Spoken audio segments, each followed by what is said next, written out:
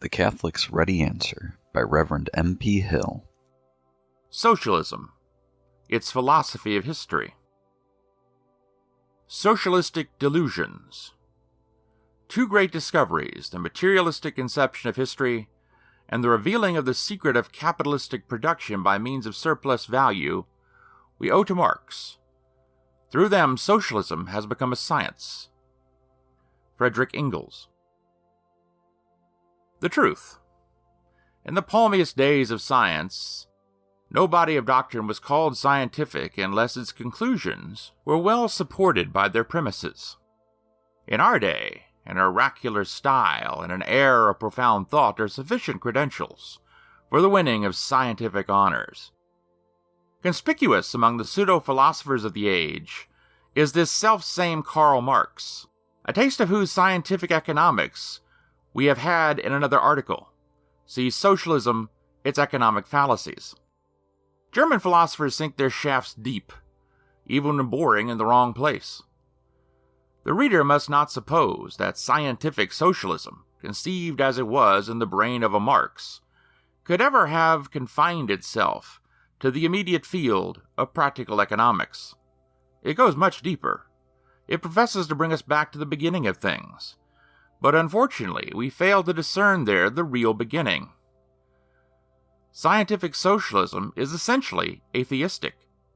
Marx and his fellow prophet Engels, and socialistic philosophers generally, are of much the same school as Haeckel of Jena, about whom the reader will learn something in other parts of this volume. See Evolution and Haeckel. The ultimate basis of scientific socialism is what is known as the materialistic conception of history. It is the doctrine of materialistic monism applied in the domain of economics. Marx and his followers hold that nothing exists but matter. Mind is but a modification of matter. Thought, feeling, consciousness are mere reflection from the material world. A spiritual and immortal soul is an obsolete fiction. God, creation, providence are respectable myths. Matter and motion sum up the history of the universe and of man. The next link in this chain of speculation is the doctrine that the universe and all that it contains is perpetually changing. Man, with his thoughts, his principles, and his moral standards, his social institutions, his beliefs, his worship, is moving on like the rest of the universe. There is nothing fixed or stable. There are no immutable ideas, no eternal truths. Moreover, a man's environment is the one determining factor in the details of his intellectual life. The human will is thus fated to act by a blind, irresistible impulse. But what has this to do with economics or with socialism?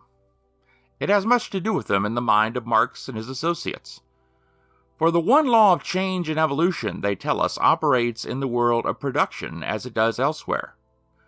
The great aim of the socialist philosopher is to show how the law of change is going to land socialists one day in the possession of power.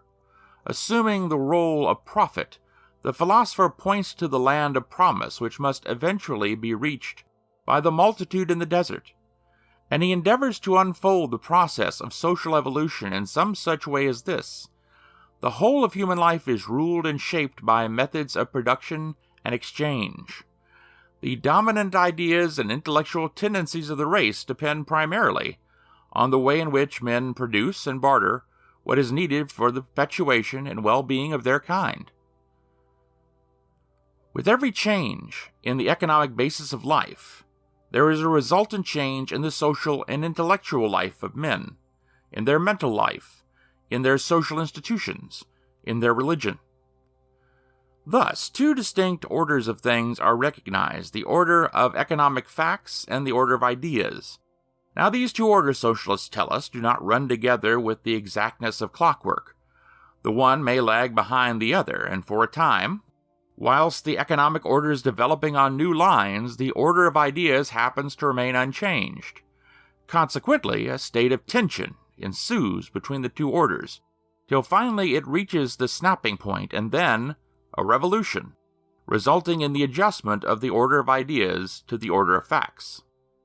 And now let us see how the socialists apply this precious bit of philosophy to the present posture of affairs. In the past few centuries, the industrial world has been undergoing a revolution. The individual laborer working on his own account is comparatively rare. His place has been taken by the employee who works for wages. In all the industries, the productiveness of each pair of hands has been vastly increased.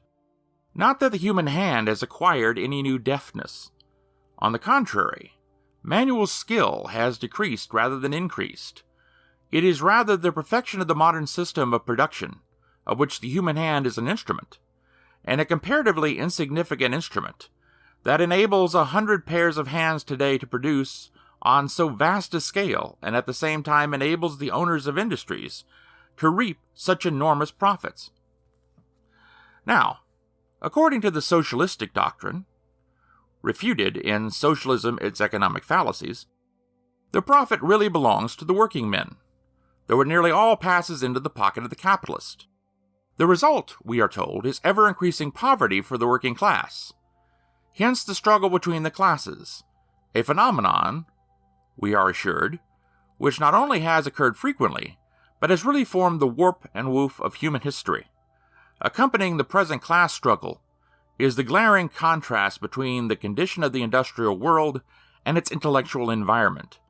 This means, in the view of the socialist, that the present condition of the industrial world calls for, and will inevitably bring about, a revolution in which the ideas and institutions which the mass of civilized men believe to repose upon eternal truths or upon divine appointment will come to naught.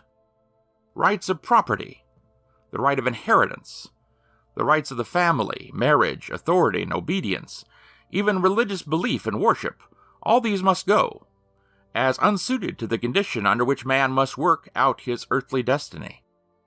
Here, surely, we have socialism coming down to men's business and bosoms. Refutation, the materialistic conception of history. This doctrine, so far as it is identical with materialistic monism in general, we have already refuted. See Mind and Matter, Soul, Materialism, Evolution, God's Existence. We have shown that matter is not the only form of being. Immaterial mind and soul are as real as matter, and the primal and eternal being is spiritual. What we wish to emphasize here is that the doctrine is held by nearly all leading socialists, and books in which it is set forth as truth are circulated among the rank and file. Crass materialism is the daily bread of those who feed their minds upon such literature. This fact is alone sufficient to determine the bearings of socialism on religion. The law of change.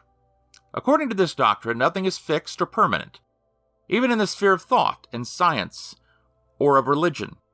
This sweeping assertion is lightly and gratuitously made, and indeed its falsity has been recognized by the more reflecting socialistic writers.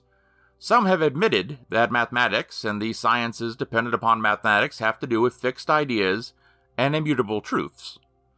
A large concession, surely, for the exact sciences cover a large part of the territory of human knowledge, and they are based, moreover, on principles which belong to the still larger province of mental philosophy. Other socialists have frankly admitted that, in general, the realm of thought is independent of the material conditions of life, and that permanent principles of thought have modified the conditions of life.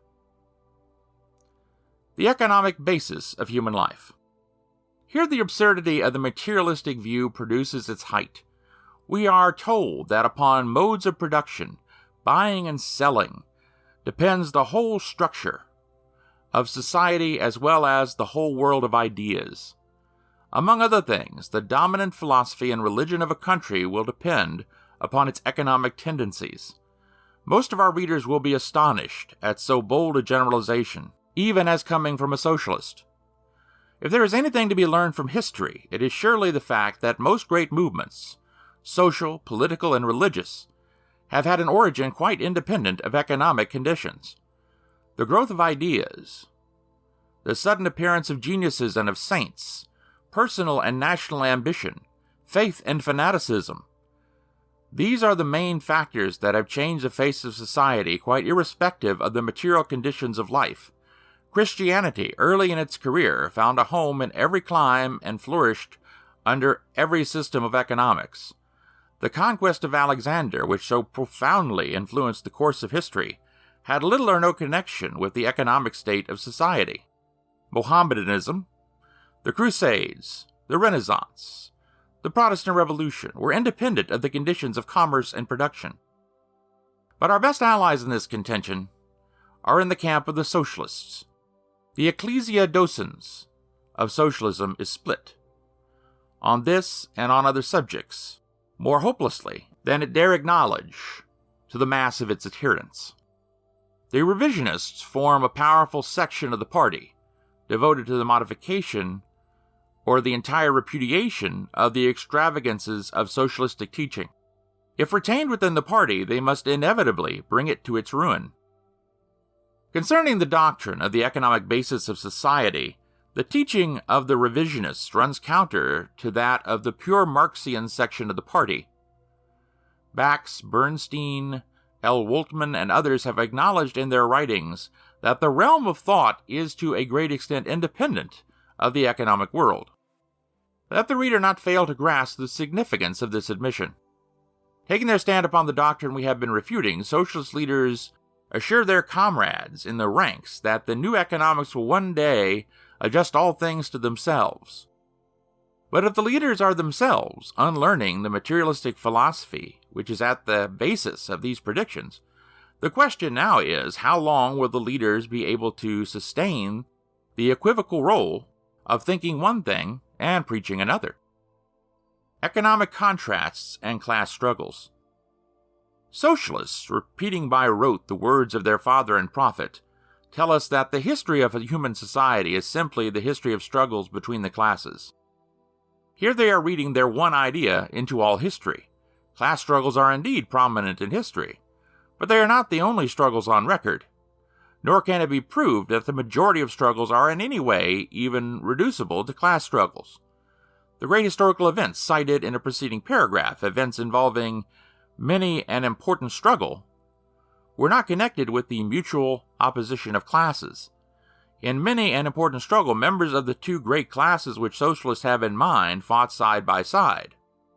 Nor is it true that such class struggles as have occurred have had their origin in the glaring discordance existing between the state of economics and the general state of society. The discordance has had no existence outside the brains of a Marx or an Engels. Who could ever hope to prove that the ideas and institutions of society, as at present constituted, are at variance with the actual system of production and exchange? There is much, of course, in those ideas and institutions, which is in utter discordance with the hope and beliefs of socialists. But that is another matter. The theory of increasing pauperization.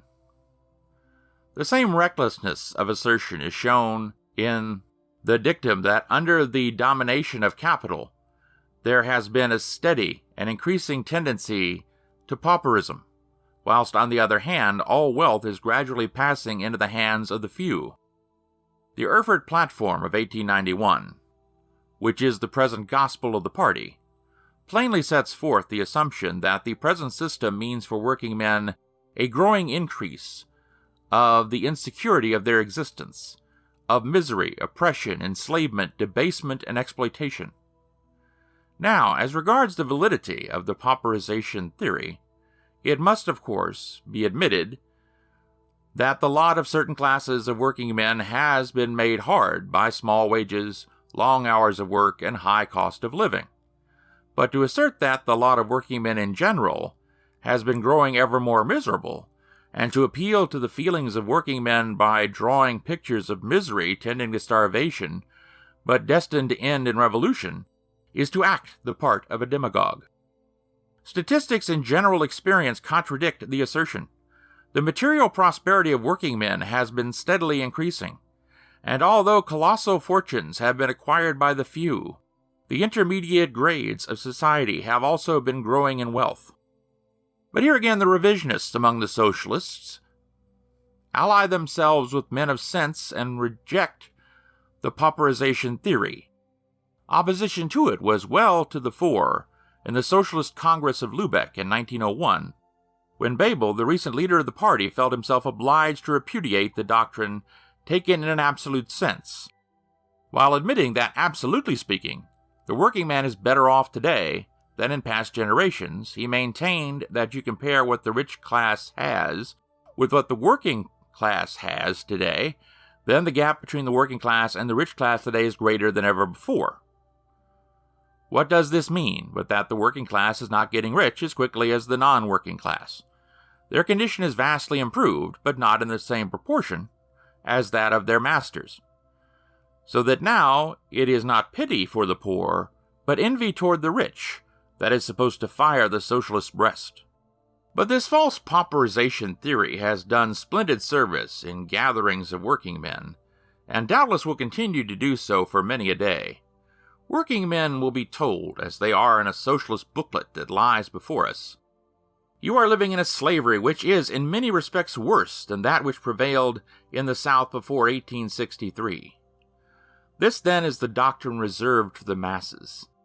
In the upper strata of socialism, reason and reflection are working their beneficial effects, but the greatest care is taken that not even a modicum of reason or reflection shall filter down among the rough-handed sons of toil. Otherwise, the game would be up. The iron law of wages. The doctrine of the iron law of wages, which is now abandoned by socialists, is mentioned here only as an additional illustration of the unstable character of socialistic theory. According to this law, the wages of working men vary from high to low and from low to high, but never remain for any length of time much higher than will enable a working man to obtain the barest necessities of life, and hence poverty is his eternal lot. The theory is contrary to facts and now occupies a place in the crowded lumber room of socialistic science. Men of reflection in the higher walks of socialism doubtless see, with no small degree of vexation, how unfortunate a thing it was that their system had its origin in the brain of a philosopher. Whilst pressing forward to the goal of collectivism, they feel themselves seriously hampered by the load of scientific rubbish which their early preceptors have clapped upon their backs. And so they fling their pet doctrines one after another to the winds. It remains to be seen, now that socialistic thought is going to pieces, how long the farce can be maintained by which the rank-and-file promoters of the movement are drugged with a doctrine in which their leaders no longer believe. The reader will have noticed that we have given little direct refutation of the fanciful dogmas of the Marxian philosophy. That task we have left mainly to the socialists themselves. Socialism, its impracticability. A dream. Socialism will turn a complex problem into a very simple one. Instead of attempting to secure justice for all classes, it will abolish all distinction of classes. All must be workers. The one class, the people, will own its own industries, work for itself, and pay itself according to the value of the work done. The reality. Such is the vision that presents itself to the rank and file of socialism. But the leaders should by this time know that it is a delusion and a snare. Socialist writers, though occupied chiefly with fine-spun theories which they deal out to the multitude garnished with prophecies and denunciations, here they feel quite at home, become painfully aware, when they enter the region of practical socialism, that the path is a thorny one. They cannot help seeing the innumerable difficulties that must be met when they attempt to apply their theories to the stubborn actualities of life. No wonder that certain leading socialists, in the stress of controversy, have made concessions which are fatal to their systems as a whole. Some of these concessions we have considered in our other articles on socialism. The task of reducing all men to one level, the task of fitting society into an artificial framework of governmental and industrial activity, the task of controlling the countless personal peculiarities of living human beings, and of subduing personal greed, personal ambition, and personal antipathies. These are some of the tasks which socialists have merrily set about accomplishing. Scarcely less difficult will be the problem of providing needed scope to personal independence, personal initiative, and just personal claims to exceptional rewards for exceptional services. Difficulties such as these start up at every turn. Hence it is that no two socialists agree on important points connected with the construction of the new Commonwealth. But for that they are not to blame. The task is an insuperable one. The blame rests with socialism. Socialism is not a mere system of political philosophy. It is a system of practical politics for the realization which our citizens are asked to give their votes. And what they are asked to vote for is a chimerical scheme of government based upon a bad philosophy, and one so impractical that it would take much more than the wisdom of a Solon or a Solomon to fit it to the needs of our common human nature. There is one feature of socialistic speculation which stamps it as utterly visionary. When socialists are pressed hard by objections drawn from the ineradicable tendencies of human nature or of human society, they have the coolness to tell us that by the time the new system has been matured, a moral transformation will have come over the race. Socialism, by some sort of Orphean music of its own, will have charmed men into a renunciation of self and into a willingness to work for the general good of the race. Applied science, moreover, will have rid labor of all its disagreeable features, and men will take to work as boys now take to play. This is the stuff with which the comrades in the ranks are deluded by their leaders. This is what the compatriots of Marx and Bebel might well call schwärmerei, or wrong-headed enthusiasm. Socialism. Its bearings on religion. A snare. Religion is a private affair.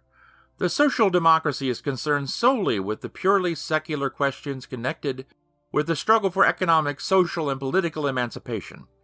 Social democracy never asks its followers what religious opinions they hold, and in general its position toward religion is that of a neutral. Von Weimar, in the Reichstag, December 5th, 1900. The real attitude of socialism toward religion. Religion is a private affair. This is a sop thrown to the unwary. Socialists know full well that their system is very much concerned with religion, and especially with the Christian religion. Its aims and its teachings, as well as the explicit statements of its leaders, prove it to be at variance with the spirit and the teachings of the Christian religion. Christian teaching recognizes the right of private and individual ownership. Socialism ignores it, denying as it does a man's right to acquire property, to enjoy the income it yields, to enhance its value, or freely to dispose of it. Socialism, if it had the reins of power in its hands, would make a general seizure of personal and real estate in defiance of the will of the possessor, not by an act of eminent domain, such as obtains under the present system, for it would not include a full, direct, and immediate indemnification.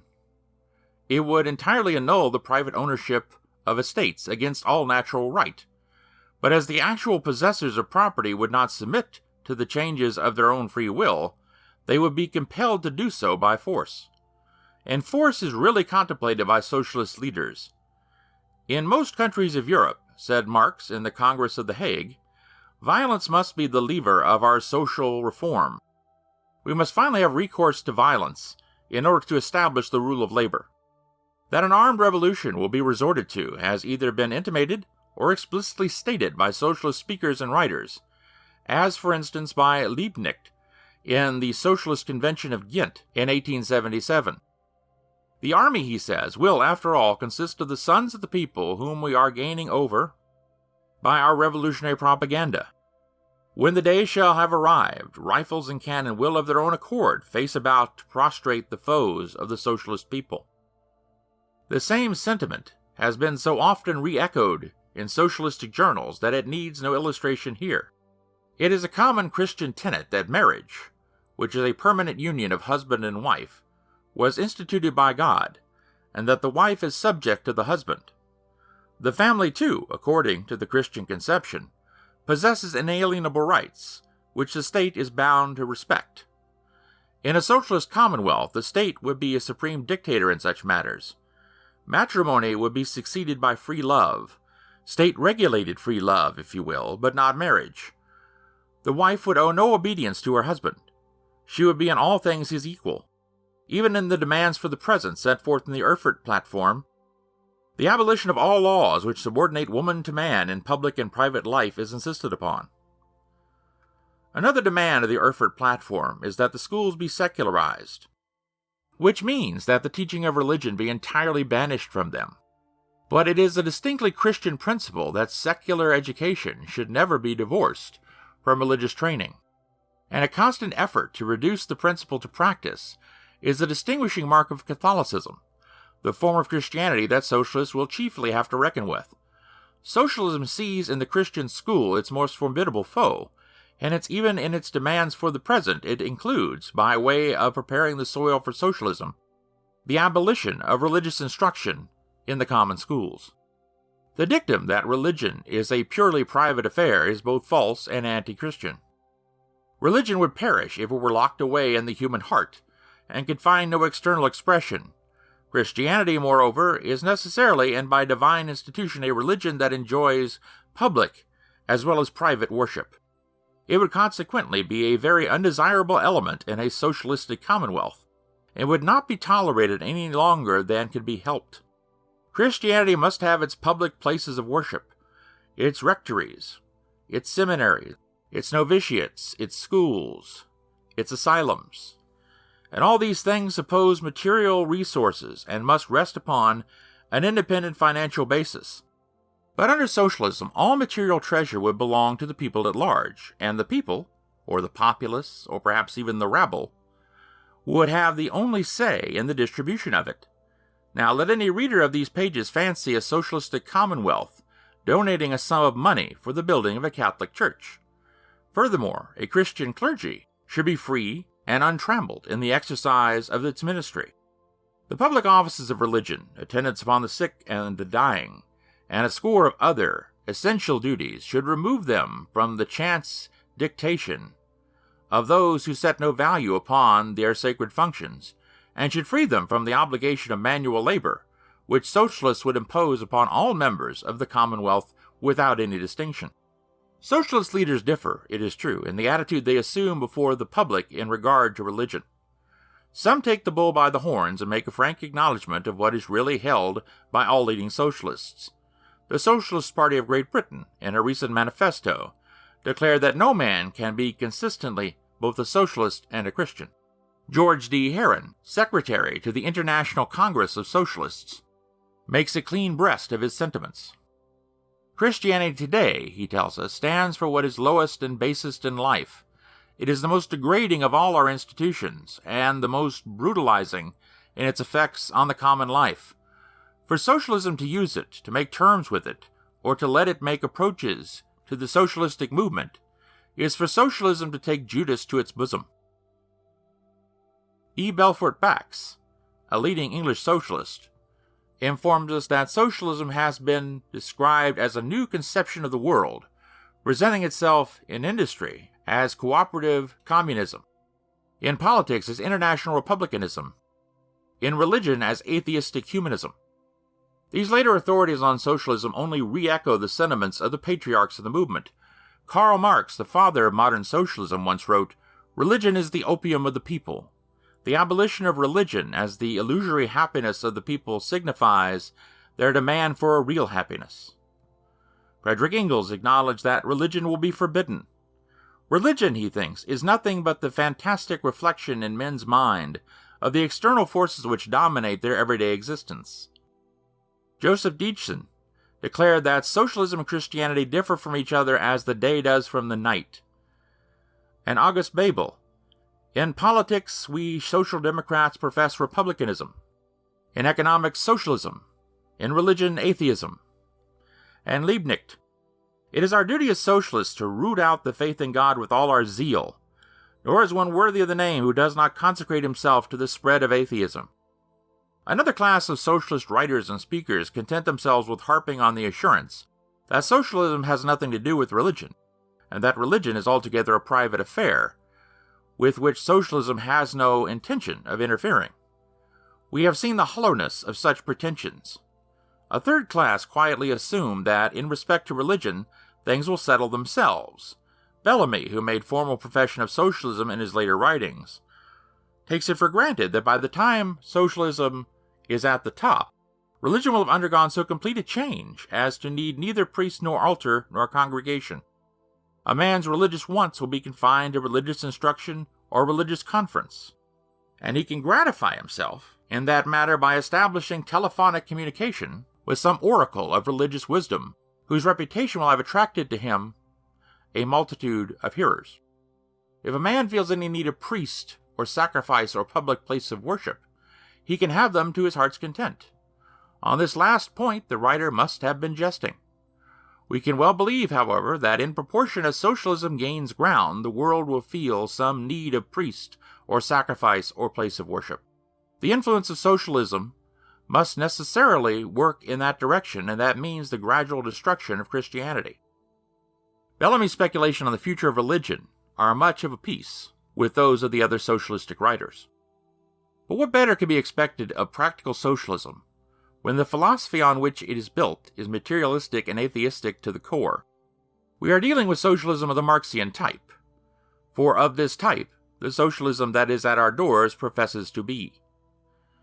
But at the very root of the Marxian system is the theory of the materialistic origin and evolution of the universe, a theory which rules God and the soul out of existence.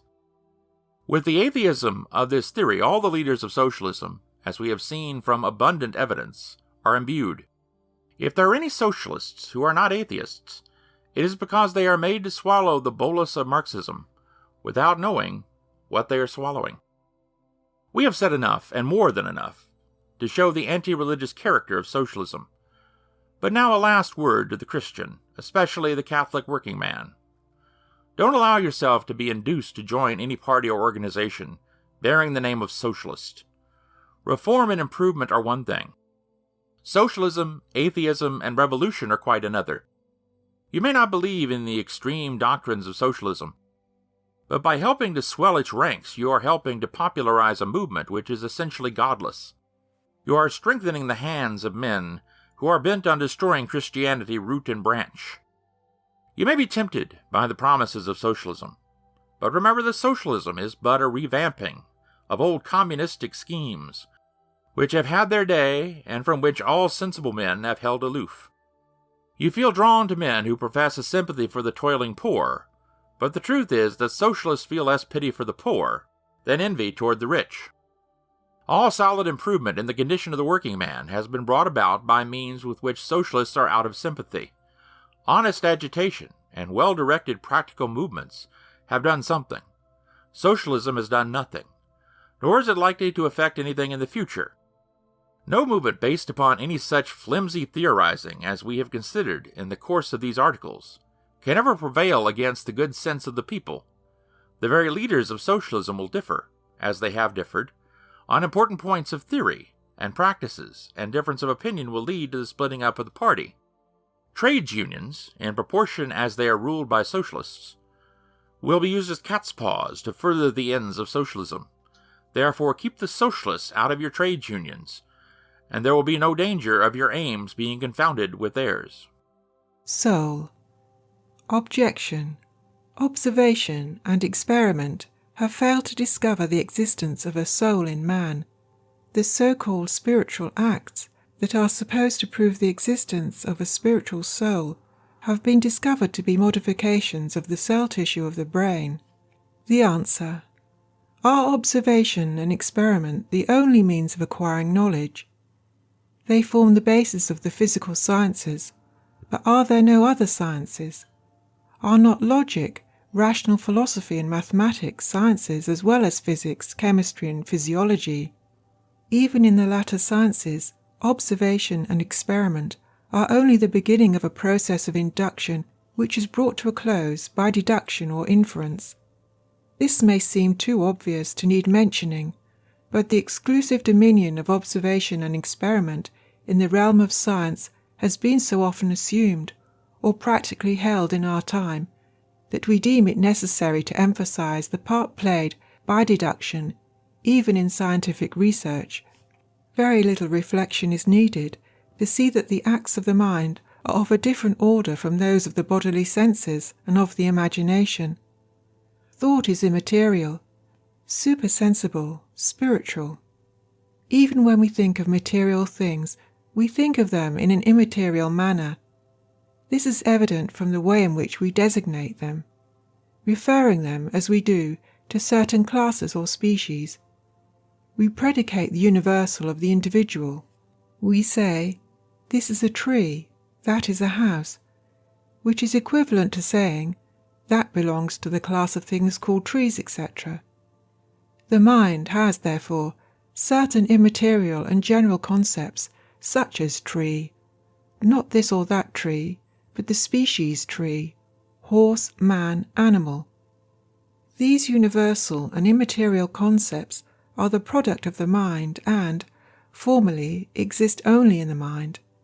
They are called abstractions, because the mind, in forming them, abstracts or withdraws its attention from the individual object and considers only the class or species to which it belongs. Such is the spiritual alchemy by which the mind acts upon the things of sense and imagination, and transforms them into the things of the mind. These universal notions differ from impressions produced upon the senses, and even from pictures of the imagination, both of which are confined in each case to the particular and the individual. My general or abstract notion, tree, is not identical with the image of any particular tree which I happen to be thinking of at the moment. It may be applied to any tree. Now we conclude that if the mind is able to think of things in an immaterial or spiritual way, it must itself be spiritual, and the soul, of which it is a faculty, must also be spiritual. The argument grows stronger when we consider the purer forms of abstraction, which get furthest away from concrete existences of any kind, material or spiritual. Such, for example, as the general ideas of virtue, vice, truth, falsity, right, obligation, power, possibility, being. It is impossible to explain by the materialistic theory we are refuting such expressions as can, must, might, and ought, connoting possibility, necessity, or obligation. Those four monosyllables represent ideas. No mere picture-making faculty, such as the imagination, could ever do justice to them in its attempt to represent them. They pass beyond the limits of the sensible and the concrete. Universal ideas have so much reality that they can be made the subject of thought and discourse as distinct immaterial entities, not that they have any existence outside the mind, such as Plato imagined. They represent things outside the mind, but only under some universal aspect. Formally, and in themselves, they are the things of the mind, but as such they are realities, and not less so than the things we see, feel, and touch. To deny their reality is to deny the reality of science, which is wholly made up either of abstract ideas or of universal formulae. Nevertheless, there are those who deny the existence of universal ideas. Some object to them as being airy nothings. Ideas, they tell us, should stand for objective realities in the order of existing things, but there is nothing in that order resembling a universal. Our answer, in the first place, is that universals are realities themselves, but of the immaterial order. In the second place, they represent that objective reality which consists in the identity of nature of many things belonging to the same class or species, as, for instance, the humanity which is common to all human beings. This it converts into a universal notion, which it predicates of all members of the species. Such is the basis of all true science, which sees the general law in the particular instance. Others regard universal ideas as convenient fictions, a sort of mental algebra, whose formulae are generalized for convenience sake. Abstractions, they say, are only symbols indicating that we have noticed points of resemblance in things that differ. To get, for instance, what is called the idea horse, we simply observe a number of horses and then, recollecting our experience and having a confused phantasm of horses in the imagination, we confine our attention to the points in which they all agree and which mark off the horse as distinct from other animals. This single impression of likeness left on the imagination we represent by the term horse. Here, we are told, there is no more universality than there is in comparing a man's face with its portrait on canvas. Thus far the objection. It carries with it its own refutation. For how is it possible to confine the attention to points of resemblance and exclude points of difference, unless by the aid of a faculty which is independent of the individual and the material? Sense and imagination are pinned to the single objects which they represent, and have no power of passing from one object to another for purposes of comparison. In the mind, on the other hand, there is a transcendent activity which makes it rise superior to material and individual conditions. The process described in the objection may possibly be a horse's way of knowing things, but it is not a man's.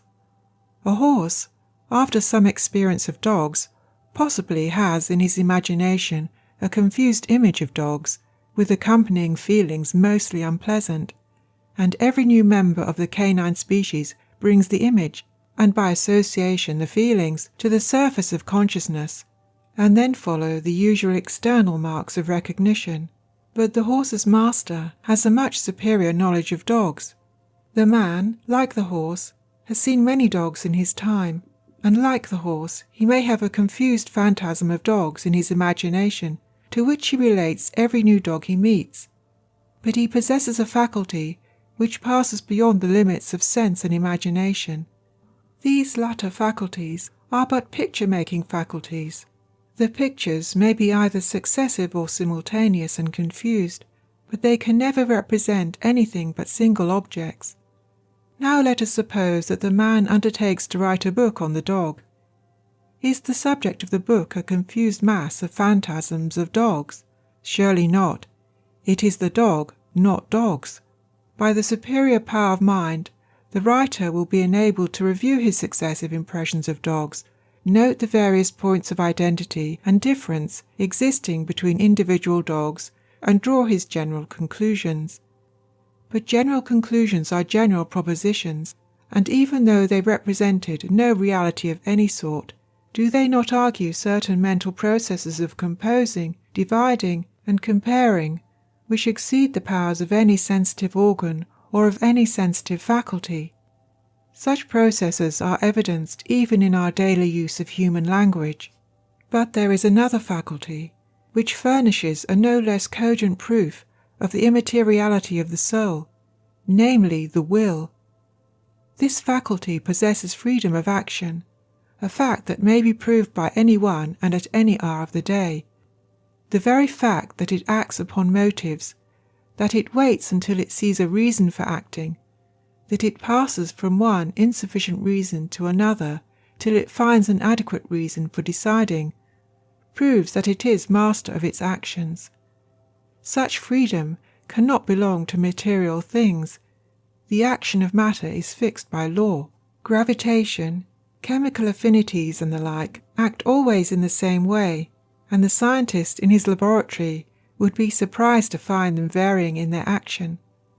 But the soul is free and self-determining, and consequently immaterial and spiritual. Thinking and willing are not, then, modifications of the tissue of the brain. Brain action does indeed accompany every act of thought and volition, but only accompanies it, and is not identical with it. Sensible images also accompany those spiritual acts, but are not identical with them.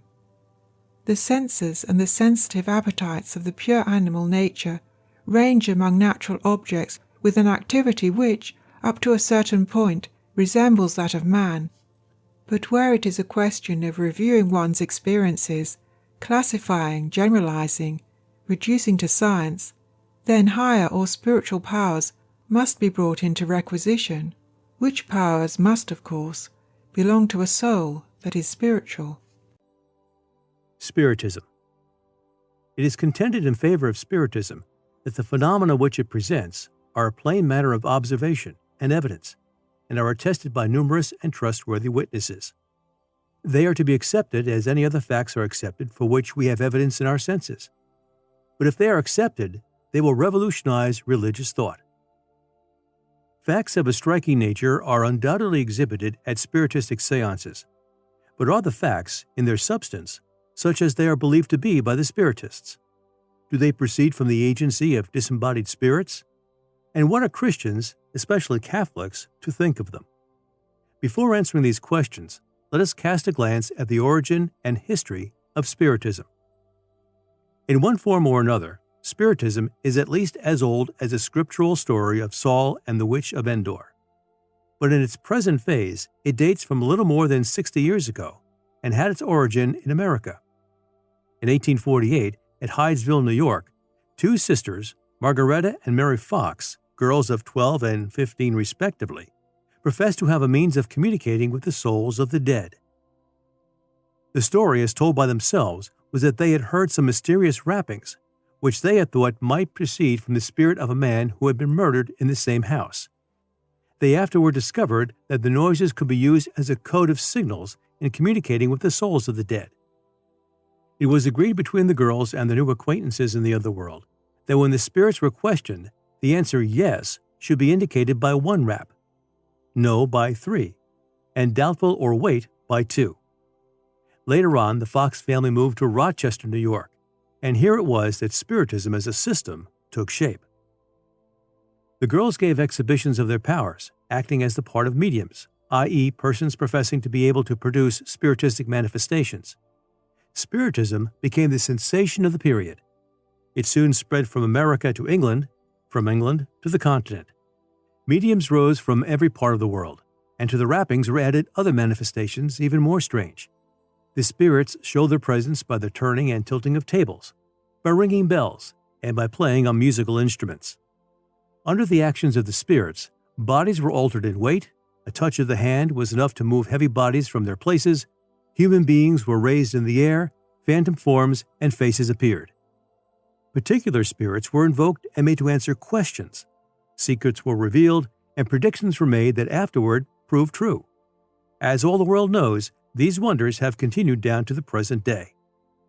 Such is the story as it might be told by a spiritist, but the reality of these phenomena, and still more, their significance, are matters demanding serious investigation. In the early days of Spiritism, men of science either laughed or looked askance at the pretensions of spiritists, but the progress of events in a spiritistic world ultimately obliged them to face about and consent to examine into the reported facts as they would into any other class of phenomena. The Church and her theologians are necessarily interested in a movement which has important bearings on the souls of the living. The alleged phenomena has accordingly been tested and scrutinized by many who greatly differ from one another in their points of view, and in the spirit in which they approach the subject. It would be quite premature to attempt to set forth resultant of these converging lines of investigation, though it must be said that the scientists have been steadily veering around to a recognition of certain number of facts for which there is no scientific explanation, and which seem to be due to some preternatural causation. The results of these studies, immature as they are, will justify us, if we mistake not, in making the following observations. 1. There has always been a strong presumption established against Spiritism, as indeed against most forms of occultism, by the fact that the phenomena take place only under set conditions. There must be a medium present. Darkness is desirable. A certain apparatus is used, draped tables, curtains, and whatnot. When the performance fails, the medium has an excuse pat. There is someone in the audience whose lack of sympathy exercises an adverse influence, or the medium's powers have undergone a momentary eclipse. In a word, there is much that savors of the tricks of the ordinary conjurer. But the successes and the failures of the mediums are explained by a crude but pretentious philosophy, which, among other things, speaks of an astral body, something intermediate between spirit and gross matter, which in each sensitive subject is the active and passive principle of spiritistic experiences, and upon the condition of which depends the degree of success of the manifestations. We have a secondary motive in mentioning the material and the mechanical accompaniments of spiritistic displays. Spiritists of our day have had the presumption to measure their psychic achievements against the wonderful deeds of the Savior of the world. But what an immense contrast between the staginess of Spiritism and the simple grandeur of those manifestations of the supernatural recorded in the four Gospels. In the latter case, the wonder in each instance was wrought by a single word, or by the touch of a hand. Miracles of the most stupendous kind were worked in open daylight, in the presence of thousands, and their number was past all reckoning. 2. Fraud has very frequently been detected in the performance of mediums. In fact, the majority of mediums have met with little reverses of the kind, but have afterward mounted the platform with the greatest apparent serenity. Spiritism made its very debut by a piece of roguery. The Fox sisters, mentioned above, were twice detected in imposture, and full details of the fraud practiced by them were afterwards given in a written deposition, signed by a lady who was a marriage relation to the girls, and presented to the magistrates of the town in which she lived. According to this statement, the mysterious raps were produced by a particular movement of the toes. The despondent gave the illustration of the trick which she had learned from the two young adepts. The Fox girls have had many a successor in the practice of this species of roguery, and hence it is not surprising that spiritists, as a rule, try to avoid the searchlight of scientific scrutiny. Apart from fraud, many of the phenomena are plainly attributed to hallucination, whilst some of the more marvelous stories, amongst others one relating to how a certain English medium actually floated in the air, turn out to be stories of the type of the Three Black Crows. 3. But after due allowances have been made for fraud, hallucination, and exaggerated reporting, known or suspected, there is a considerable residue of well-observed phenomena baffling all attempts to explain them by natural laws. There is no dearth of hypotheses offered in explanation of them, but these are mostly based on a false philosophy of spiritual and material substance.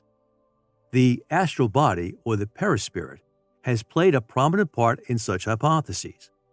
According to some spiritists, the astral body may detach itself from the visible body and be brought into communication with the astral bodies of other persons, including those of the dead, who are supposed to have carried their astral elements with them beyond the grave.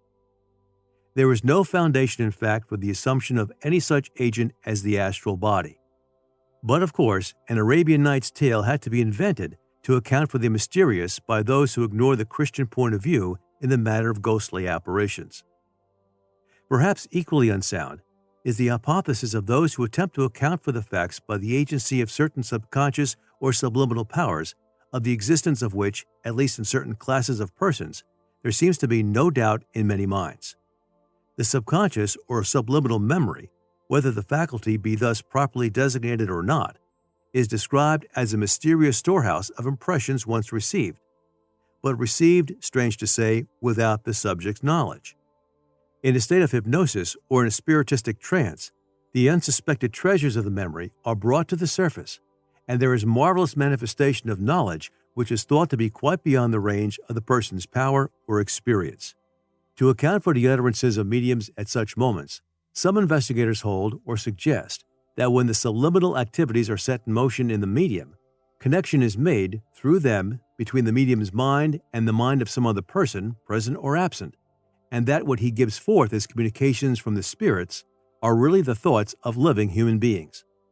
The reader may set forth his own valuation upon this explanation, remembering, however, that the theories relating to subconscious memory and such other capabilities are in too crude a state to be accepted as scientific. 4.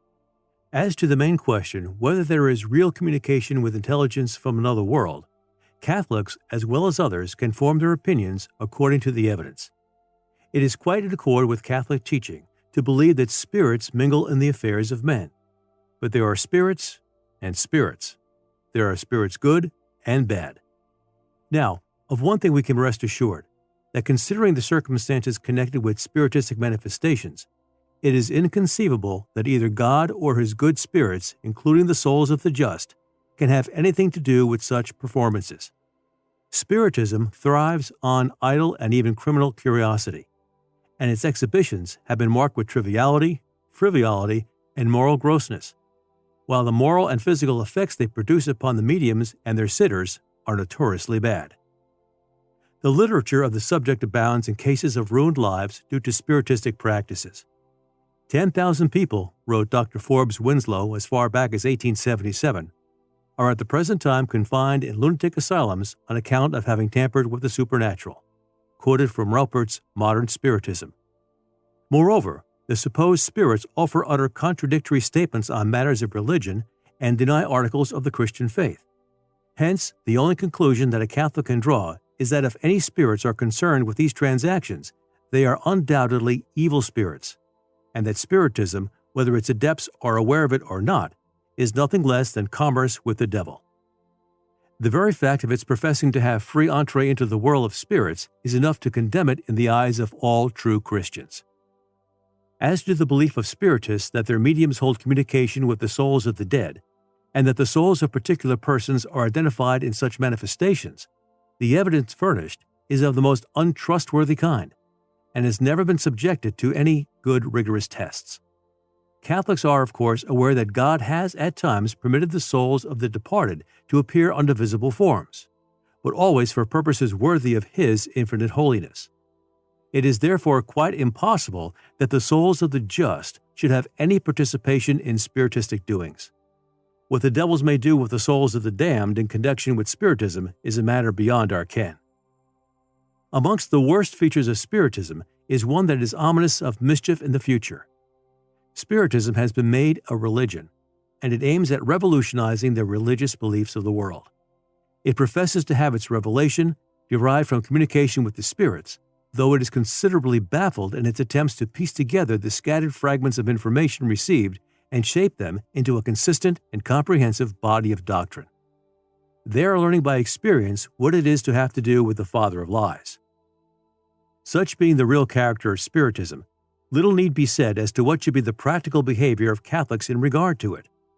In the very nature of the case, it is grievously sinful to have any part or share in spiritistic practices.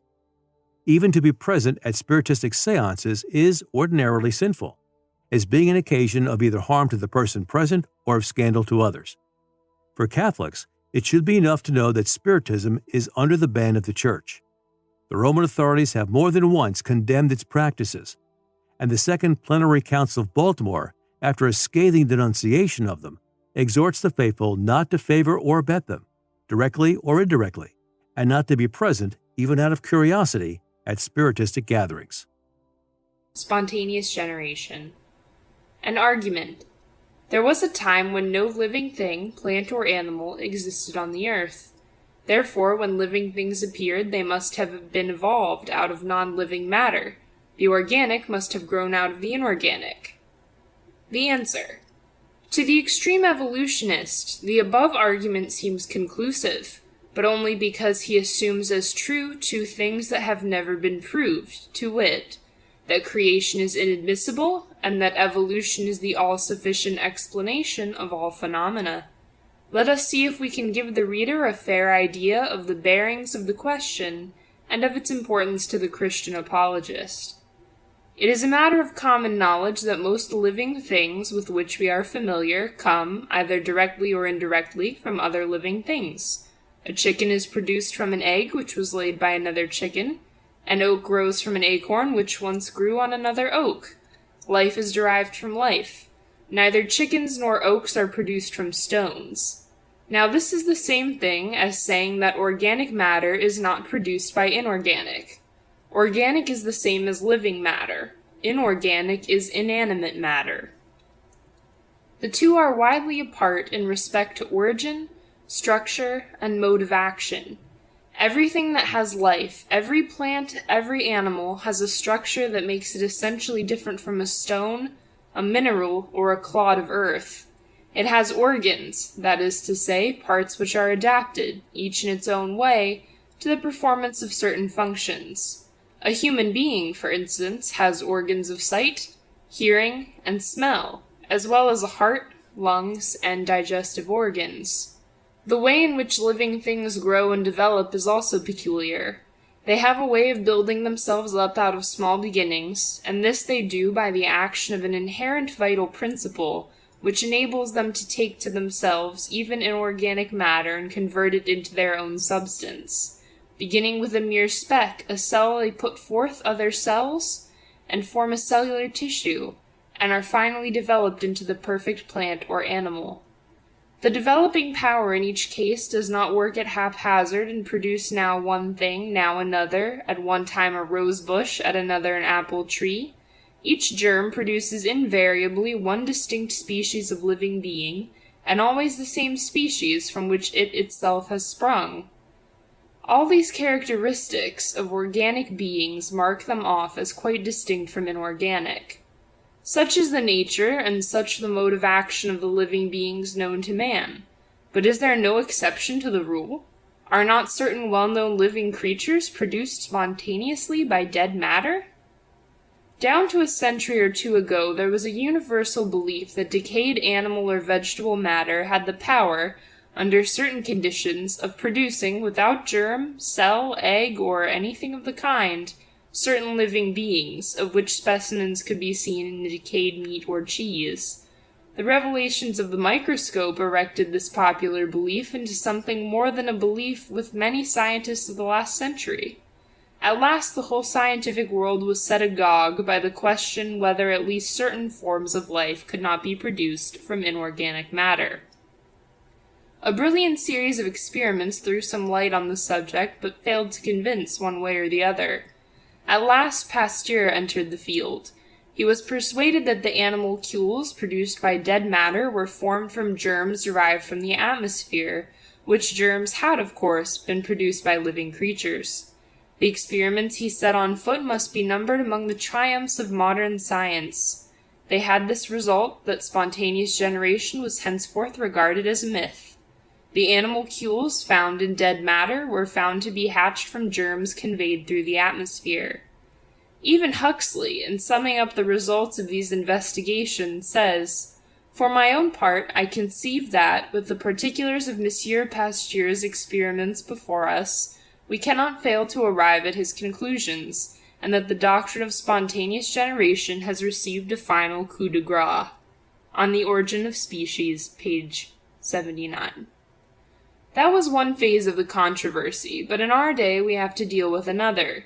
Extreme evolutionists are naturally interested in the subject.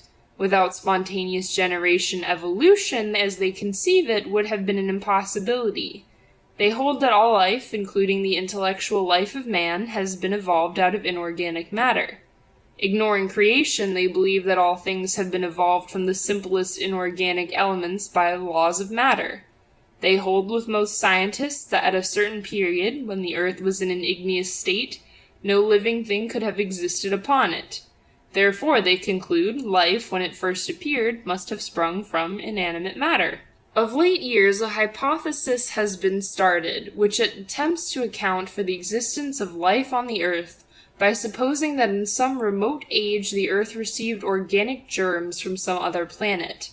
Now, apart from the consideration that, in all probability, life would have been as little possible on any other planet as on ours, and the further consideration that to shift the more immediate origin of life from our planet to another is not to settle the main question, namely, whether life can spring from inanimate matter, the hypothesis in question need not, and in fact does not, affect the position of the extreme evolutionist, who takes such high ground as to make it unnecessary to stoop to the consideration of any fact or of any hypothesis militating against his pet theory. He is wedded to universal evolution, and universal evolution postulates spontaneous generation, for otherwise it would be impossible to account for the appearance of life on the earth. Neither science nor common experience gives him any encouragement, but it does not matter. Evolution is a fact, therefore spontaneous generation is a fact. Huxley, though apparently rejoicing at the results of Pasteur's experiments, saw that spontaneous generation was necessarily involved in the evolution theory to which he clung, and that to accept one was to accept the other, so he accepted both. Evolutionists of this type should naturally be disheartened in their attempt to bridge over the gap between living and non-living matter without admitting a creator, but they have a way of keeping up their courage. They make the most devout acts of faith in universal evolution, and to faith is added hope, and hope imparts a sort of mental exaltation which expresses itself in words of prophecy. This unscientific state of mind they exhibit both in their books and their popular lectures, and they do so in many cases with all the more assurance as they know that their words will be taken by many as uttered in the name of science, a word of magic power in our day. With evolutionists of the Haecelian type, it is a matter of reckless and triumphant assertion. Those of the Huxley pattern, it is a matter of cool-headed but confident philosophical faith based on analogy. When a man of Huxley's knowledge and acumen makes an act of what he calls philosophical faith, and rests his faith on what he calls analogy, he is presumed to attach a definite meaning to his words. What manner of analogy, then, can furnish a basis for his faith in spontaneous generation? He must be thinking of the analogy presented by the general course of evolution. But what has evolution to show? Not a single species of any kind is proved conclusively to have been derived from any other species. Within certain limits, there may have been an evolution of species, but what appeal to evolution can be made in the present state of science? One thing is certain, that the production of life on this earth, which we Christians know by revelation to have been the work of a Creator, has not been accounted for in any way that enables us to dispense with the creative act. We are not in the least inclined to ignore the investigations of recent years. We can only wish them Godspeed, though it must be said that they have made no progress toward the solution of the question, so far as it can be said to be a question at all. Some years ago, Professor Burke of Cambridge made a number of experiments on the action of radium on solutions of beef gelatin. He succeeded in producing what seemed to be veritable living cells. There was an immediate sensation. The men of science approached to get a near view of the new arrivals, but their expectations were sadly disappointed. The supposed living cells could not be shown to have any more than the semblance of cells, and their counterfeit character was given an ingenious and no less probable explanation by Sir William Eamesay of University College, London. Another striking set of experiments was that of Professor Loeb of the University of California. The professor actually succeeded in producing life. But how? By producing the larvae of certain animals by artificial means from unfertilized eggs. He produced living things, but he had the eggs to start with, which of course is not analogous to spontaneous generation. Besides, it is a well-known fact that the same process takes place in nature in the case of bees and ants.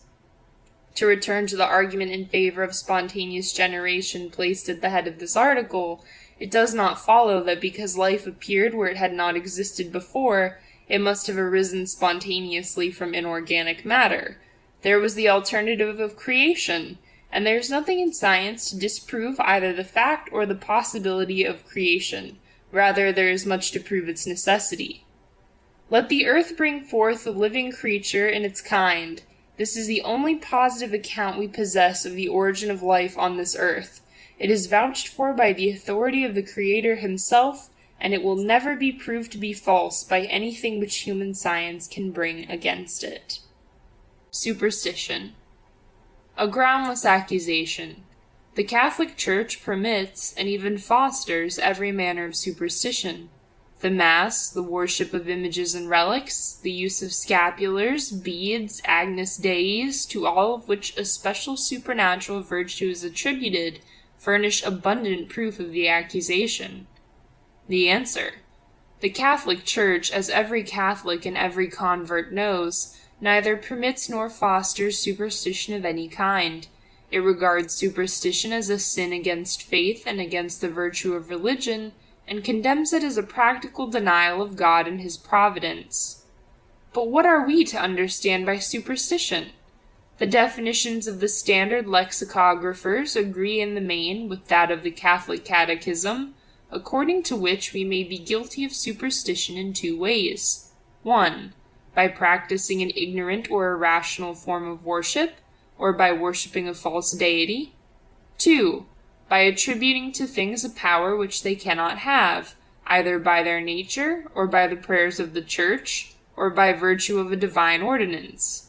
Our dictionaries, as might be expected, have nothing to say about the prayers of the Church or about the effect of a divine ordinance. The first of these forms of superstition is the subject of the most virulent attacks made upon the Church.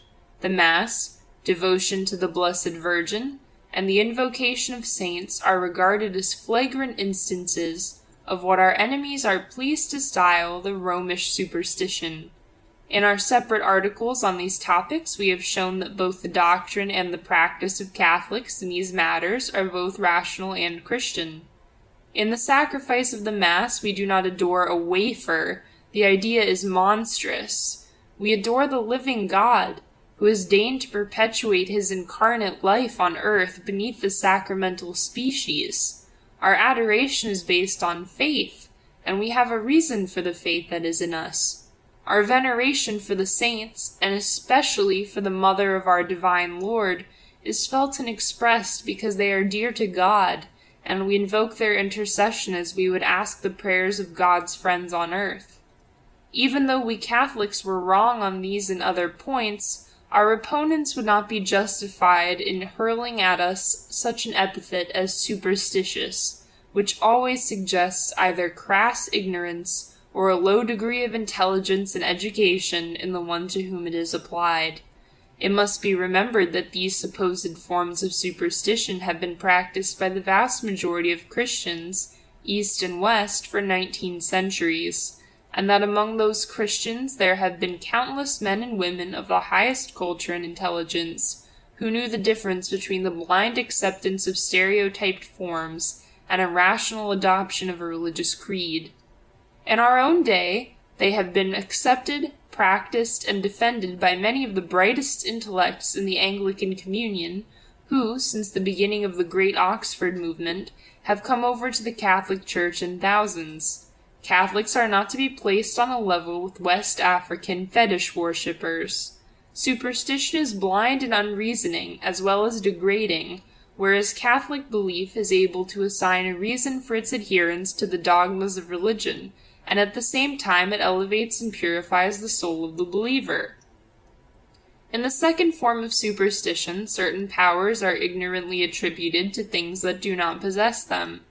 The most familiar examples are those of the silly sort, such as a belief in unlucky days. Friday has the worst reputation, whatever be the reason. Unlucky numbers. 13 is in very bad repute, from which it will probably never recover. A belief in the magic virtue of horseshoes, and the like. Ascending the scale, we meet with practices of a graver sort, the arts of divination, fortune-telling, etc., interpretation of dreams, consulting of spiritistic mediums or theosophic wonder-workers, abuses of hypnotism, and similar practices. To charge the Catholic Church with favoring any of these superstitions would be the suggestion of ignorance or of malice. So far from encouraging them, the Church has always strictly, and in some cases solemnly, forbidden them. No well-informed person would assert that superstitions of this order are in any way distinctive of Catholic countries. Among the simpler classes in Catholic countries, there is a good deal of superstition of the milder and the comparatively harmless sort, but those countries have not by any means a monopoly of it. Scotland, Sweden, and northern Germany, which are not Catholic regions, abound in superstitious beliefs and customs of a much more serious nature than those prevailing in Catholic Ireland or in Catholic Italy. The cities of Hamburg and Berlin would seem to bear off the palm for an unblushing practice of the arts of divination. Adepts in all manner of occultism seem to gravitate to the two cities, where they not only practice their trade and advertise their skill, but at the same time busy themselves with spreading superstitious literature. In Berlin, a single work of the kind has had a circulation of 15,000 copies in 3 years. As to meddling with Spiritism, Catholics may possibly be found here and there whose curiosity gets the better of their Catholic faith and loyalty, but it must be admitted that Catholics as a class stand aloof from the rest of the world in this manner. Catholics, as a rule, are too much in touch with the right sources of instruction, and too much in communication with the sources of grace, to either forget or neglect their duty in the matter of superstition. Those who are inclined to condemn the Catholic use of rosaries, scapulars, Agnus Deis, and the like as superstitious must be reminded that in each and all of these practices there is no attributing of any power to the things themselves, even when they have the special blessing of the Church.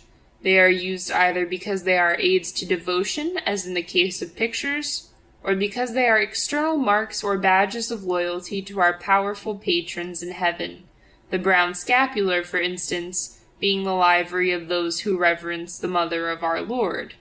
The good they do the soul does not proceed from themselves, but from the pious dispositions and affections which accompany their use. Theosophy. Its pretensions. Theosophy is the only system of thought that furnishes a key to the mysteries of human life and explains the presence of evil in the world. The number and the respectability of its adherents, and the wondrous power displayed by some of them, are no small argument in favor of the intrinsic value of the system. Their value. Theosophy abounds in absurdities, and its miraculous pretensions are a species of imposture.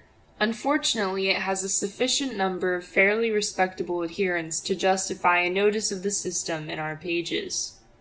Theosophy as a public cult dates from the establishment of the Theosophical Society, founded in the city of New York in 1873 by Madame H.P. Blavatsky and Colonel H.S. Olcott. Madame Blavatsky had been initiated in the occult sciences in the East, and had made an unsuccessful attempt to found a spiritistic society in Egypt.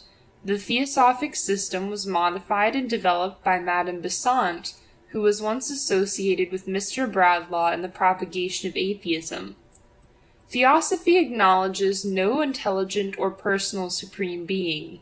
It substitutes for such a being an indefinite something, sometimes called the infinite mind or the great reality, but it might as well have been called by any other name, as it has no positive attributes of any kind. From the great reality all things emanate. The human soul comes forth from it as a spark issues from a fire. In the course of time, the soul finds its way into a human body, which, however, is only its temporary dwelling place, as it is destined to animate other bodies before it finishes its career. The soul and the great reality are but one divinity, but the soul does not at once attain to a full realization of the divinity. This it will achieve by a series of reincarnations.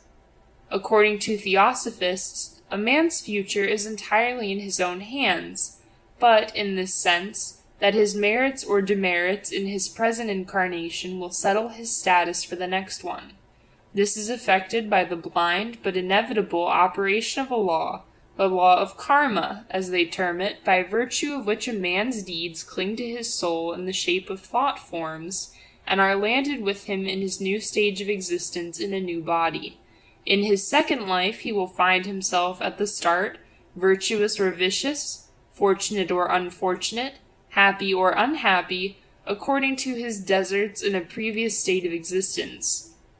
It is for him to work out his salvation, that is, to make provision for his next incarnation, for when he arrives at it he will find his ledger account carried forward and ready to accompany him on his new journey.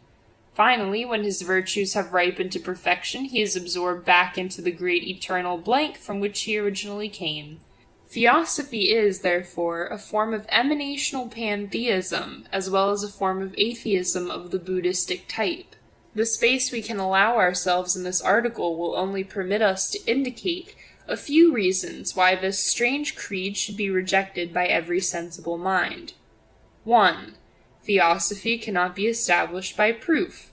Scarcely any attempt has been made to prove its tenets save by an appeal to its supposed aptitude to explain the presence of evil in the world, but more on this anon. 2. Theosophy bristles with absurdities. In the first place, the great reality is nothing in particular in itself. How, then, can it be the cause of all things that exist?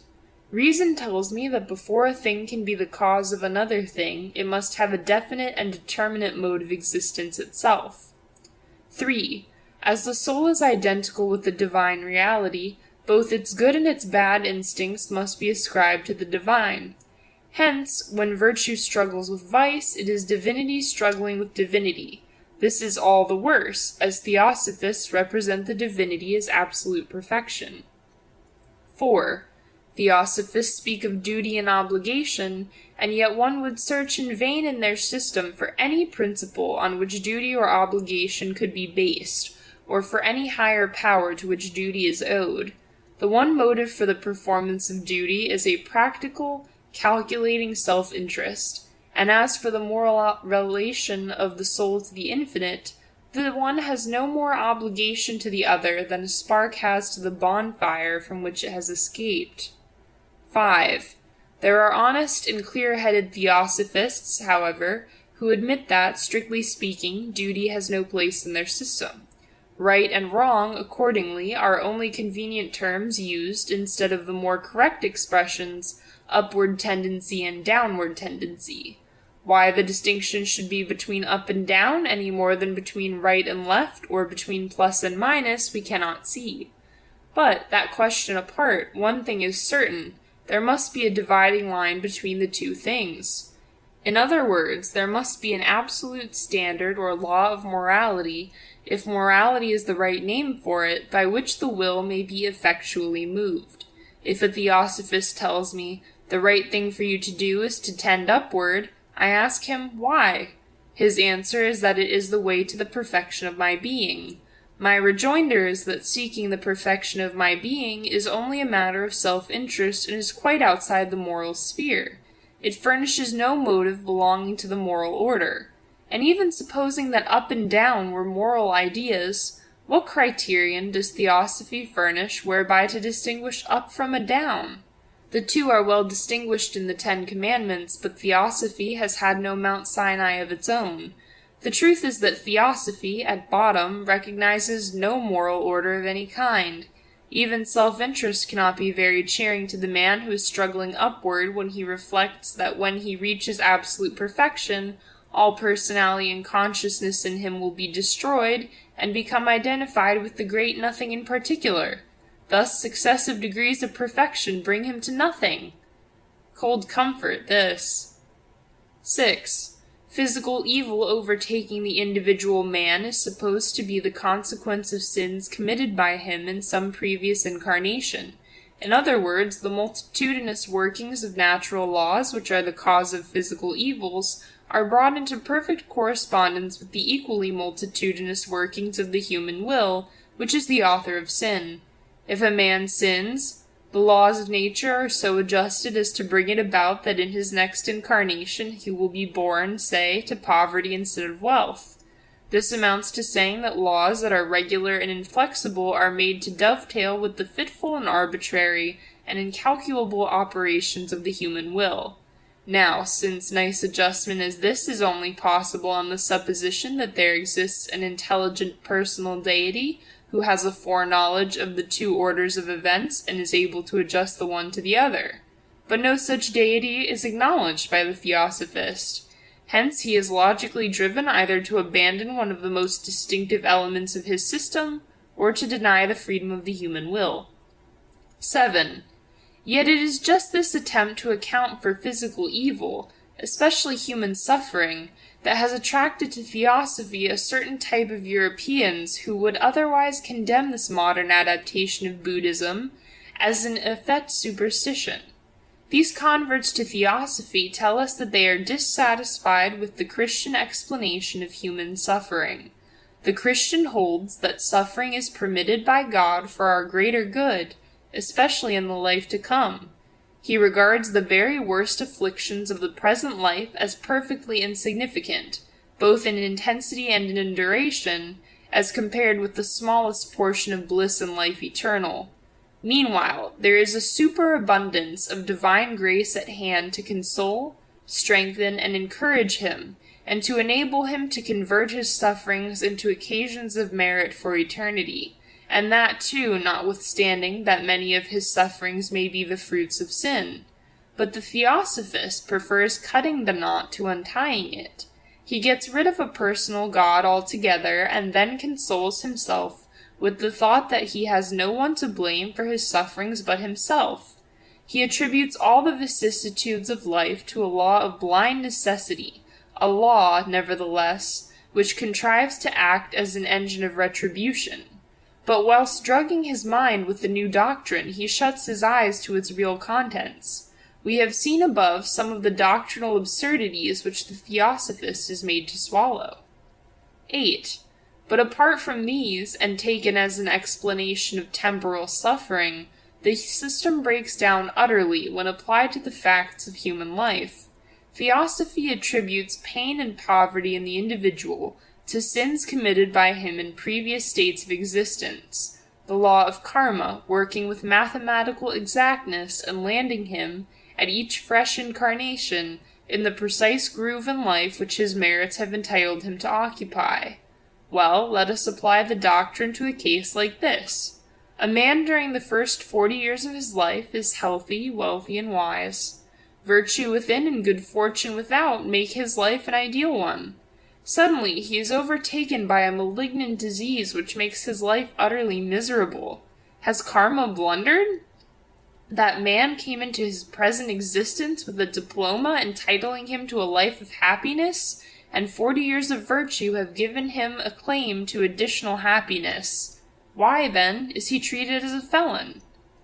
The Christian has some explanation for the case of this sufferer, but the Theosophist is stranded.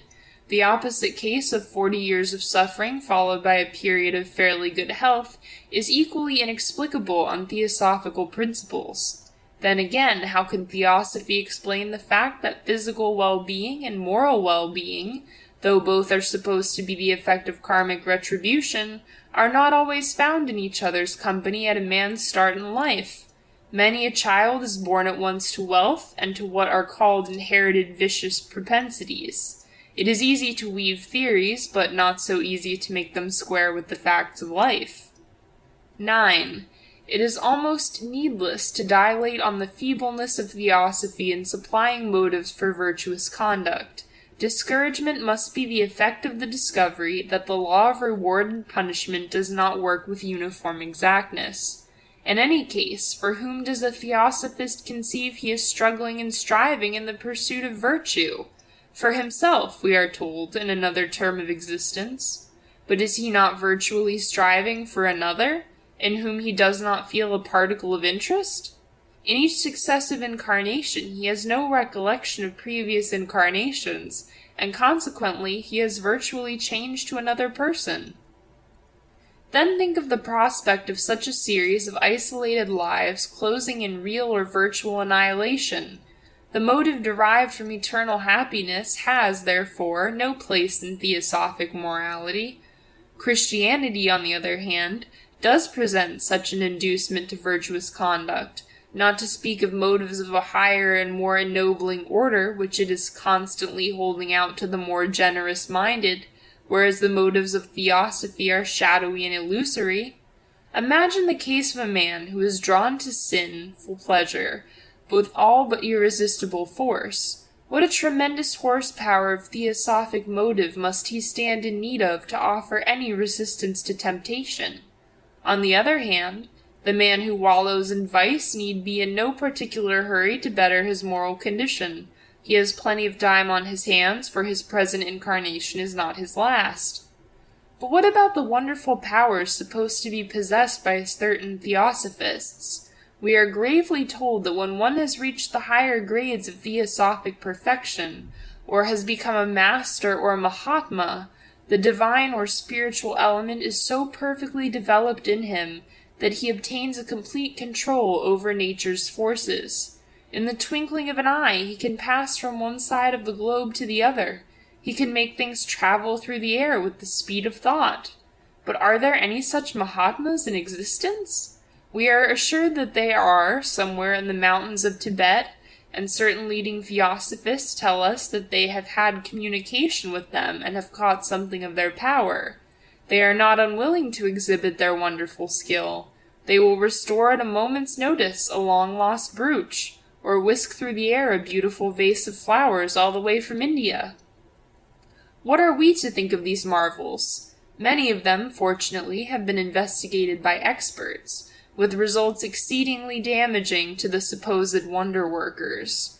The Society for Psychical Research, which numbers among its members many of the leading thinkers and specialists of Europe and America, appointed some years ago a committee of inquiry having at its head Dr. Richard Hodgson, who had himself strong leanings to occultism and entertained a favorable opinion of Madame Blavatsky.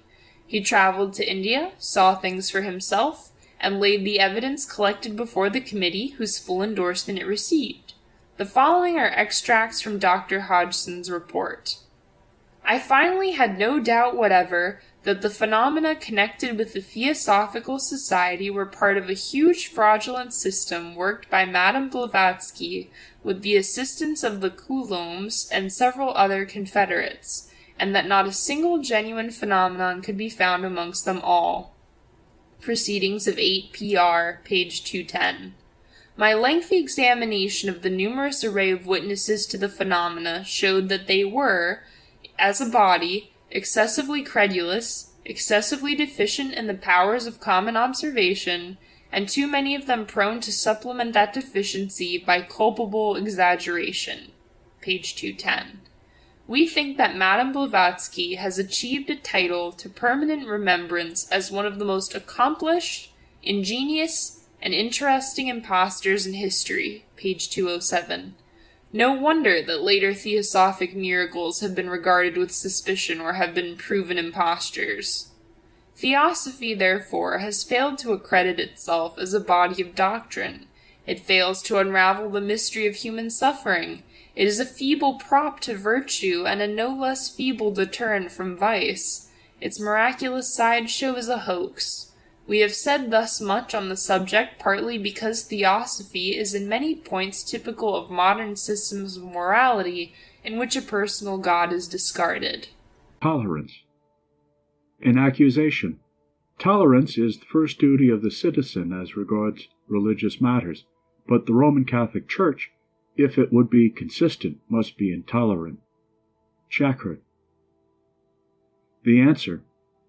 According to Christ's teaching, the first duty of a man living in a community is not tolerance, but love of his neighbor. A Pharisaical doctor of the law once asked him, tempting him, Master, which is the greatest commandment in the law? Jesus said to him, Thou shalt love the Lord thy God with thy whole heart, and with thy whole soul, and with thy whole mind. This is the greatest and the first commandment, and the second is like to this. Thou shalt love thy neighbor as thyself. On these two commandments dependeth the whole law and the prophets. Matthew 22:35-40. Justice and love are the two first duties of a man to his fellow man. Tolerance is nowhere mentioned in the law. Mere tolerance does not go far enough. The Catholic Church does not merely tolerate her erring brethren. She loves them with a divine charity, and that is more than tolerance. Tolerance is the catchword of genuine liberalism, which manages to put up with an obnoxious fellow citizen, but knows nothing of charity. But a distinction must be made in the matter of tolerance. Catholics are not intolerant of the erring, but toward their error there can be no such thing as tolerance. We cannot compromise with error. What is false we cannot call true, any more than we can call black white. When therefore the Catholic Church combats error and champions truth, she only follows the example of Christ and does what every right-thinking man will accomplish to be just. Dogmatic tolerance is self-contradiction. How can a church that professes to be a teacher of truth say to the thinking world, if you believe in the Trinity, in the divinity of Christ, and in the sacrament of penance, well and good. If you don't believe in them, again, well and good, for I can't be intolerant. A church which is the custodian of revealed truth cannot compound with error, and any church, no matter what elements of truth it may retain, or what good it may do to men, any church which is seen to throw the mantle of a false charity over all vagaries of opinion within its pale, is proved thereby not to have the hallmark of Christian orthodoxy. In this connection the Catholic Church stands quite alone, and is thereby proved to be the one faithful custodian of the doctrine revealed by Christ. Tradition as a rule of faith. Objection. Tradition cannot be a source of true knowledge. There is nothing so unreliable as an old story that is passed from mouth to mouth and is subject to change at every telling. Even written documents are not safe from alteration. Every new copy made is likely to contain fresh errors. The answer. Many who urge this objection are believers in Christianity, and yet what guarantee can be had for the truth of Christianity except in reliable tradition? Perhaps such guarantee is furnished by the Bible, but how can we know that the Bible is the Word of God save by tradition? Doubtless there are matters of secular interest about which neither writing nor tradition can afford any security from error, but there are also matters regarding which all fear of error is reasonably absent. No sensible man doubts about the existence of such historical characters as Caesar, Napoleon, or Luther. So too in the religious domain there is a body of truth which is sealed as such by the continuous and unfailing witness of God's Church. And what is this but tradition? The Gospels can be proved to be genuine and reliable historical documents, and it may be proved from the Gospels that Christ, who was sent from on high, established an infallible church, a fact which is plain from his having commissioned the apostles to preach the faith to all nations, and from his having declared that whosoever would not believe them would be condemned. Matthew 28:19 and 20. Mark 16:15 and 16. The church as represented by the apostles must be infallible, for otherwise no one would be condemned for not accepting the apostolic teaching. Now the Pope and the other bishops are the successors of the apostles, and they must be supposed to teach with the same infallible authority as the apostles, for otherwise we are forced to the very unchristian conclusion that Christ must have meant that all authoritative teaching should cease with the apostles. It follows that once the Pope and the bishops proclaim anything to be a truth of the faith, it must infallibly be such. Now, tradition is nothing else but the continuous and uninterrupted teaching of God's Church. God has it in his power to provide for the continued infallibility of his Church, just as of old he provided for the preservation of the writings of the evangelists and the other sacred writers from errors of fact and of doctrine. In the Catholic Church there is every possible guarantee that the tradition on which Catholics rely is not of a loose, haphazard sort, containing a large admixture of hearsay and legend. The communion of all parts of the Church with the apostolic see of Peter and Peter's successors has been the one great source of unity and continuity of teaching in the Church. The decrees of the popes and councils presided over by the popes are written in broad characters on the pages of history, but even if there were no such records of them, the unfailing continuity of the Church's life makes her a witness to apostolic truth in every succeeding age. It is to Catholic tradition as thus understood that Protestants owe such elements of pure Christianity as they retain in their several creeds. The Trinity. Objection. The mystery of the Trinity is at odds with the multiplication table. 1 surely cannot be 3. The answer. A mystery of religion is a fact or a truth which in itself is incomprehensible to the human understanding, but which nevertheless we have God's word for accepting as a fact or a truth. Our not understanding it is no reason for rejecting it. There are many things we do not understand, but nonetheless they are facts. The rational grounds on which we place our belief in a mystery are these. 1. The doctrine of the mystery is not a contradiction of any known truth established by reason. 2. We have divine authority for accepting it. The dogma of the Most Holy Trinity presents to the human mind one of the highest and most incomprehensible of mysteries, but it does not contradict any truth of reason. It does not imply that one is three, or that one God is three gods, or that one person is three persons, but simply this, that what is one in a certain respect is three in another, and in this there is not the slightest contradiction. there is only one divine nature, but in this one indivisible divine nature there is a threefold personality. As God is one in his nature or essence, there is only one God, but in respect to his personality there is a threefold distinction. Hence the Catholic formula, I believe in God, the Father, the Son, and the Holy Ghost. In created nature there is nothing that presents a likeness or a parallel to this exalted mystery. There are none but very imperfect analogies. In the human soul there are three distinct powers or faculties: memory, understanding, and will, and yet there is only one indivisible soul to which they belong. Here there is a suggestion of the Trinity, but only a suggestion. Memory, understanding, and will are the soul's powers or capacities, whilst the three persons of the Trinity have no such relation to the divine nature. The soul, though simple and indivisible, is differentiated by the faculties in respect to its activities, whereas in the Trinity there is no such distinction or differentiation in the divine nature. Only the persons are distinguished, and each of the persons, though distinct from the other two, possesses the divinity whole and entire. Each is God, and yet there is but one God. The mystery is unfathomable, but we have no hesitation in accepting it. God has revealed it to mankind through the teaching of his divine Son. Human reason can say nothing against it, as it is rational to conceive of unity and multiplicity in the same individual viewed under two different aspects. An army is one inasmuch as it is an army, but multiple inasmuch as it is composed of many units. A man is one as regards his humanity, but multiple in respect to the offices he holds or the dignities he possesses. God is one in respect to his divinity, but multiple in respect to his personality.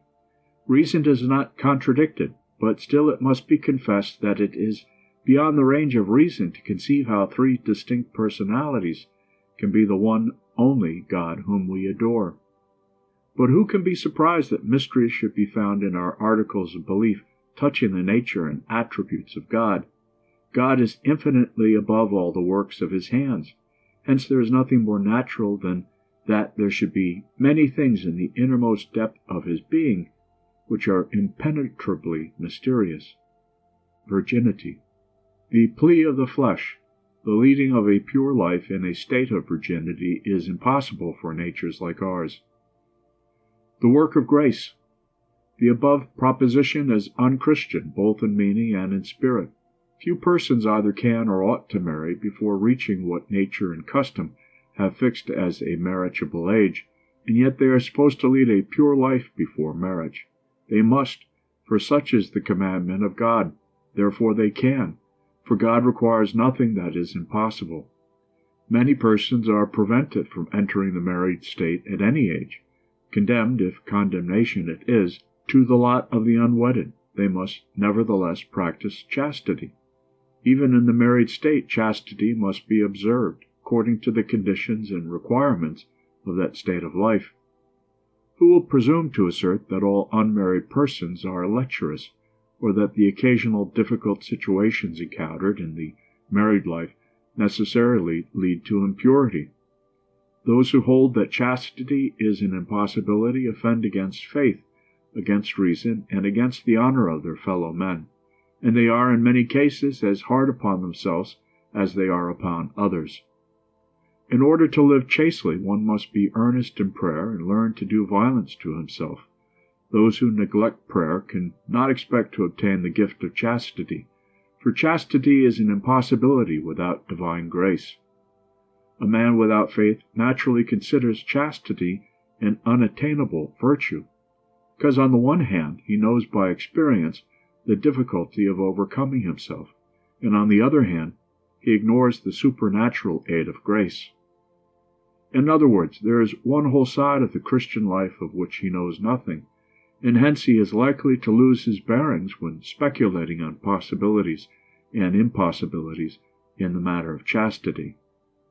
Those who desire to live chastely must avoid the occasions of sin, such as dangerous company, seductive literature, bad theatres, the indulging in impure thoughts and desires. Carelessness in these matters will lead almost inevitably to sins of the flesh. Temperance in eating and drinking must also contribute its aid.